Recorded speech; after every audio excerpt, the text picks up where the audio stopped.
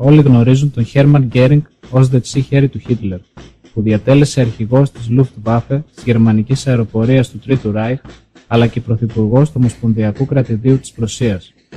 Εκμεταλλευόμενος την εξουσία του, ενίσχυσε την αστυνομία με 50.000 μέλη των οργανώσεων SA και SS. Η σκληρότητα και η υπέρμετρη φιλοδοξία του ήταν γνωστή σε ολόκληρο το Ράιχ. Αλλά λίγοι είναι αυτοί οι οποίοι γνωρίζουν για το μικρότερο αδερφό του Χέρμαν, τον Άλμπερτ Γκέρινγκ, ο οποίος όχι μόνο δεν έγινε μέλος του Ναζιστικού κόμματος, αλλά απέναντίας σε όλη τη διάρκεια του πολέμου βοηθούσε τους ανθρώπους που βρίσκονταν σε κίνδυνο, τους Εβραίους ή απλά τους ανθρώπους που δεν συμβιβάζονταν με την ναζιστική πολιτική. Πολλά χρόνια πέρασαν από το θάνατό του, αλλά μόλις πρόσφατα βγήκε στην επιφάνεια η συναρπαστική ιστορία της ζωής ενός ξεχασμένου, ενάρετου ανθρώπου του 20ου αιώνα.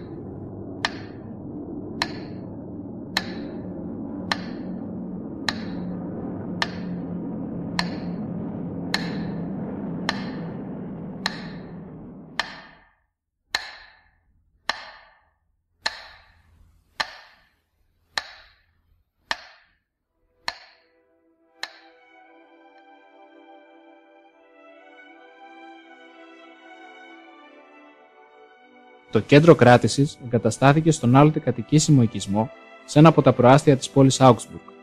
Εδώ περιμένουν την τύχη τους οι αιχμάλωτοι αξιωματούχοι Ναζί. Περιμένουν να τιμωρηθούν για τα εγκλήματά τους στο δικαστήριο της Νιρεμβέργης. Σε λιγότερο από ένα χρόνο, οι 10 από αυτούς θα εκτελεστούν.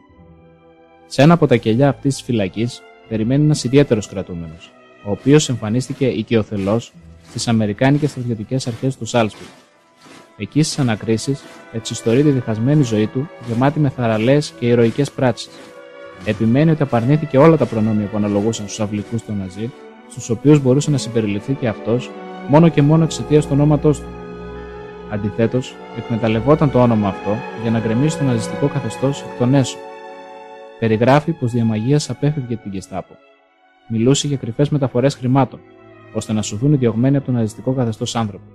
Όσα διηγήθηκε έμοιαζαν με παραλήρημα που δημιουργήθηκε στο άρρωστο μυαλό ενός τρελού. Οι ανακριτές δεν πίστεψαν ούτε μια λέξη. Ένας από αυτούς, ο ταγματάρχης Πολ Κουμπάλα, συμπεραίνει: τα αποτελέσματα της ανάκρισης του Άλμπερτ Γκέρινγκ, του αδερφού του Reichsmarschall Χέρμαν Γκέρινγκ, είναι παράδειγμα απενοχοποίησης του εαυτού του, που υπερβαίνει κάθε τι από όσα έχει αντιμετωπίσει το ΣΑΙΚ. Τα χοντρά ψέματά του, με τα οποία θέλει να μας πείσει ο Άλμπερτ Γκέρινγκ, μπορούν να συγκριθούν μόνο με τον τροφαντό αδερφό του. Στο κελί του, ο Άλμπερτ έγραψε μια λίστα σε 5 φύλλα χαρτί με 34 ονόματα των ανθρώπων που θα μπορούσαν να αποδείξουν στους ανακριτές την ορθότητα των δηλώσεών του. Η λίστα αρχίζει με τις λέξεις Menschen, denen ich bei eigener Gefahr, dreimal Gestapo Haftbefehle, Leben oder Existenz rettete. Δηλαδή, είναι άνθρωποι που τους έσωσα ρισκάροντας τη ζωή μου, 3 εντολές σύλληψης από την Gestapo. Στη λίστα αυτή αναφέρει τα επαγγέλματά τους, τις διευθύνσεις τους, τη φυλετική τους καταγωγή, πού και πώς τους βοήθησε. Ο Άλμπερτ Γκέρινγκ γεννήθηκε σε 9 Μαρτίου 1895 στην οικογένεια των Χάριχ και Φρανσίσκα Γκέρινγκ. Ο πατέρας του, ο νομικός Χάριχ Γκέρινγκ, ήταν προσωπικός φίλος του καγκελάριου Μπίσμαρκ. Ο αδερφός του, ο Χέρμαν, ήταν 2 χρόνια μεγαλύτερος. Μεγάλωνε σαν παιδί με υπερβολική αυτοπεποίθηση που οργάνωνε τα παιδιά της περιοχής για να παίζουν κυνήγι ή πόλεμο. Αντιθέτως, ο Άλμπερτ χαρακτηριζόταν ως ένα πολύ ευαίσθητο παιδί και προτιμούσε τα βιβλία του μέσα στην ασφάλεια του δωματίου του παρά τις ζωηρές παρέες αγοριών. Αυτή η διαφορά των χαρακτήρων τους προσδιορίζει και την υπόλοιπη ζωή τους. Ο Χέρμαν ακολούθησε τη στρατιωτική σχολή και έκανε πετυχημένη στρατιωτική καριέρα. Ο Άλμπερτ φοιτήσε στο Μόναχο στο μηχανικό κλάδο. Στα χρόνια του Πρώτου Παγκοσμίου Πολέμου και οι δύο υπηρετούσαν στο στρατό. Ο Χέρμαν απέκτησε μεγάλη δόξα ως πιλότος της μεταπολεμικής αεροπορίας και ο Άλμπερτ ήταν τεχνικός επικοινωνίας. Και οι δυο τους είχαν τραυματιστεί αρκετές φορές στη διάρκεια του πολέμου. Το τέλος του πολέμου, ο καθένας τους το αντιμετώπισε με διαφορετικό τρόπο. Ο Χέρμαν, ως αληθινός στρατιώτης που ιτήθηκε, ένιωθε προδομένος, γιατί στη θέση του αγαπημένου του Κάιζερ ήρθαν φιλελεύθεροι πολιτικοί και βιομήχανοι. Αποτέλεσμα της άδοξης συμφωνίας των Βερσαλλίων. Αυτό τον έσπρωξε στον άνθρωπο που πίστευε ότι ήξερε τις απαντήσεις σε όλες τις ερωτήσεις, τον Αντόλφ Χίτλερ. Αντιθέτως, ο Άλμπερτ, με νοοτροπία ειρηνοποιού, ήταν ευτυχισμένος που ο πόλεμος τελείωσε. Συνεχίζει τις σπουδές του στο σημερινό Τεχνικό Πανεπιστήμιο του Μονάχου, για να γίνει μηχανικός. Μέσα στη δίνη της μεταπολιτικής εξαθλίωσης της Γερμανίας, ο Χέρμαν, ο άνθρωπος που περιφρονούσε την πολιτική και τους πολιτικούς, ο ίδιος έγινε πολιτικός και έκανε τη φωνή του να ακουστεί. Ακολούθησε τον Χίτλερ, μπήκε στο Εθνικοσοσιαλιστικό Γερμανικό Εργατικό Κόμμα και έγινε ένας από τους πιο κοντινούς συνεργάτες του Χίτλερ. Το 1923 ήταν η χρονιά που χώρισαν οι δρόμοι των δύο αδερφών. Ο Άλμπερτ έλεγε στο φίλο του: «Ξέρεις, έχω ένα αδερφό στη Γερμανία που κάνει παρέα με αυτόν τον παλιάνθρωπο, τον Χίτλερ. Και αν αυτό συνεχιστεί έτσι, δεν θα τελειώσει καλά». Αυτή η σύγκρουση των πεποιθήσεων έφερε 12 χρόνια σιωπής μεταξύ των δύο αδερφών. Ο Χέρμαν εξηγούσε. Ο καθένας διάλυσε την πορεία του.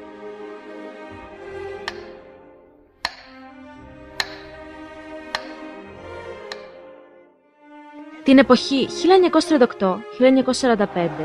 η Αυστρία ουσιαστικά ήταν χώρα υποκατοχή των Γερμανών, παρόλο που παρουσιαζόταν σαν κράτος του Τρίτου Ράιχ. Αυτή η περίοδος της Αυστρίας λεγόταν Anschluss, που σημαίνει πολιτική ένωση, αλλά πρακτικά ήταν προσάρτηση της Αυστρίας στο Τρίτο Ράιχ. Η Βιέννη βρισκόταν υπό την κατοχή των Ναζί. Τότε ήταν η πρώτη φορά που η Γκεστάπο συνέλαβε τον Άλμπερτ Γκέρινγκ. Είχε βοηθήσει δημοσίως μια Εβραία γυναίκα, χτυπώντας τα δύο μέλη της μυστικής υπηρεσίας. Το όνομά του, αλλά και οι ισχυροί φίλοι του, τον βοήθησαν να βγει γρήγορα. Όμως με προειδοποίηση να μην ξανασυμβεί. Παρ' όλα αυτά, είχε συνελήφθει από την Γκεστάπο άλλες 3 φορές στη διάρκεια του πολέμου. Ο Άλμπερτ Γκέρινγκ χρησιμοποιούσε τη δύναμη του ονόματός του. Όταν βρέθηκε μπροστά σε μια σκηνή όπου βάλανε τις ηλικιωμένες γυναίκες γονατιστές να τρίβουν το δρόμο, γονάτισε δίπλα τους, πήρε μια βούρτσα από μια γυναίκα και άρχισε να καθαρίζει ο ίδιος. Όταν οι μυστικοί πράκτορες ζήτησαν τα χαρτιά του, το όνομά του προκάλεσε σοκ. Οι Εβραίοι της Γέννης προσπαθούσαν απεγνωσμένα να φύγουν. Τους έπιανε πανικός γιατί οι τραπεζικοί λογαριασμοί και τα περιουσιακά στοιχεία τους είχαν δεσμευτεί από τους Ναζί. Ο Άλμπερτ, βρισκόμενος στο κέντρο αυτής της ιστερίας, εγυριζόταν τη βοήθεια όσο πιο γρήγορα μπορούσε. Είχε βοηθήσει πάρα πολλούς διανοούμενους, γιατρούς, παραγωγούς και σκηνοθέτες της κινηματογραφικής βιομηχανίας, τους οποίους έπαιρνε υπό την προστασία του. Πολλές φορές ρισκάροντας τη ζωή του. Τους φυγάδευε και τους παρήχε χρήματα. Πολλοί από αυτούς περνούσαν τα σύνορα της Αυστρίας για να καταλήξουν στην Αμερική. Υπήρχαν περιπτώσεις που χρειάστηκε τη βοήθεια του Χέρμαν. Ο Χέρμαν ήταν ενημερωμένος ότι ο αδερφός του είχε συλληφθεί από την Γκεστάπο για τη σχέση του με τους Εβραίους, αλλά από αδερφική αλληλεγγύη τον κάλυπτε. Μία τέτοια περίπτωση ήταν του διάσημου μουσικοσυνθέτη Φραντς Λεγάρ. Η γνωστή του οπερέτα «Τη Λούστικε Βίτβε», εύθυμη χήρα, ήταν ένα από τα πολύ γνωστά του δημιουργήματα και ήταν και η αγαπημένη οπερέτα του ίδιου του Χίτλερ. Όμως η γυναίκα του ήταν Εβραία και αυτό τον έβαζε σε εκατότατη κάστα ανθρώπων. Ο Λεγάρ και η γυναίκα του συνελήφθησαν και μόνο η παρέμβαση του Άλμπερτ, που ζήτησε τη βοήθεια του Χέρμαν, ήταν ικανή να του σώσει τη ζωή. Σύμφωνα με μαρτυρίες, το 1944 έσωσε φυλακισμένους από το στρατόπεδο συγκέντρωσης του Τέγαζενστάτ. Με τη δικαιολογία ότι χρειαζόταν εργάτες για το εργοστάσιο της Σκόντα, στο οποίο εκείνη την εποχή ήταν διευθυντής, γέμισε ένα φορτηγό και αφού απομακρύθηκε από το στρατόπεδο, τους άφησε ελεύθερους. Στη Σκόντα είχε δημιουργήσει σχέσεις με άτομα της Τσέχικης Αντίστασης και βοηθούσε να πληροφορηθούν οι Ρώσοι για τα μυστικά σχέδια των Γερμανών μέσω των Τσέχων ανταρτών. Εν τω μεταξύ, τα SS συλλέγουν τις εγκληματικές και ύποπτες συναναστροφές του Άλμπερτ και γράφουν σε μια από τις αναφορές του 1944 μια μακριά λίστα με τα εγκλήματά του. Μέσα στη λίστα αυτή ήταν και η γυναίκα του Έλληνα υποδιευθυντή του εργοστασίου Σκόντα, του Μιχάλη Καπελιάνου, η οποία εξέφραζε περιφρονητικές παρατηρήσεις για τον Χίτλερ. Για τον ίδιο τον Καπελιάνο, τα SS έψαχναν τις αποδείξεις για το πόσο άριος και πιστός είναι. Ο Άλμπερτ βρήκε τον τρόπο να στείλει αυτή την οικογένεια στο παράρτημα του εσωτερικού, στο Βουκουρέστι, και μέχρι το τέλος του πολέμου δεν τους ενόχλησε κανείς. Η τελευταία συνάντηση των δύο αδερφών έγινε στον προαύλιο χώρο της Αμερικάνικης φυλακής το 1946. Αγκαλιάστηκαν και ο Χέρμαν είπε: «Λυπάμαι πάρα πολύ, Άλμπερτ, που ταλαιπωρήθηκες της αιτίας μου. Σύντομα θα είσαι ελεύθερος. Όταν γίνει αυτό, φρόντισε τη γυναίκα μου και το παιδί μου. Αντίο». Ο Χέρμαν Γκέρινγκ αυτοκτόνησε στις 10 Οκτωβρίου 1946, περιμένοντας να εκτελεστεί, ενώ ο Άλμπερτ έμεινε στη φυλακή μέχρι τις 14 Μαρτίου 1947. Βγήκε από τη φυλακή άρρωστος, χωρίς δεκάρα και χωρίς χαρτιά. Οι πρώτοι που τον βοήθησαν ήταν οι άνθρωποι που τους έσωσε. Μέχρι το τέλος της ζωής του, αυτοί οι άνθρωποι τον στήριζαν όσο μπορούσαν. Παρόλο που ήταν καλός μηχανικός με πολυετή εμπειρία στον οχητικό του, δεν μπορούσε να βρει δουλειά στη μεταπολεμική Ευρώπη. Οι υποψήφιοι εργοδότες, μόλις άκουγαν το όνομα Γκέρινγκ, αρνούνταν να του δώσουν τη θέση. Ο Άλμπερτ τσακίστηκε ψυχολογικά και αποφάσισε να αναζητήσει τη τύχη του στη Νότια Αμερική. Όμως, όταν το 1955 παρουσιάστηκε μια ευκαιρία να δουλέψει πάλι στη Γερμανία, γύρισε στο Μόναχο, όπου πήρε τη θέση σε μια οικοδομική επιχείρηση. Αλλά η Γερμανία πλέον δεν ήθελε να της υπενθυμίζουν το οδυνηρό παρελθόν της, άνθρωποι σαν τον Άλμπερτ Γκέρινγκ. Όταν οι υπάλληλοι της επιχείρησης μάθανε την πραγματική ταυτότητά του, δήλωσαν τελεσίδικα στη διεύθυνση. Είτε αυτός, είτε όλοι μας. Ο Άλμπερτ αναγκάστηκε να παραιτηθεί. Έτσι ζούσε, διωγμένος, πικραμένος, ταπεινωμένος και φτωχός. Πέθανε στις 20 Δεκεμβρίου 1966. Μέχρι το τέλος της ζωής του τον αντιμετώπιζαν σαν ξένο στοιχείο, σαν ναζιστή, σαν φρασί εγκληματία, ενώ σε όλο τον κόσμο διασκορπίστηκαν οι προστατευόμενοι του, που οφείλουν τη ζωή του σε αυτόν. Στο πέρασμα των χρόνων, ο τάφος του είχε κατεδαφιστεί και δεν έμεινε ούτε μία πέτρα που να θυμίζει την ύπαρξή του. Το όνομά του, το οποίο κάποτε ήταν η δύναμή του, έγινε κατάρα.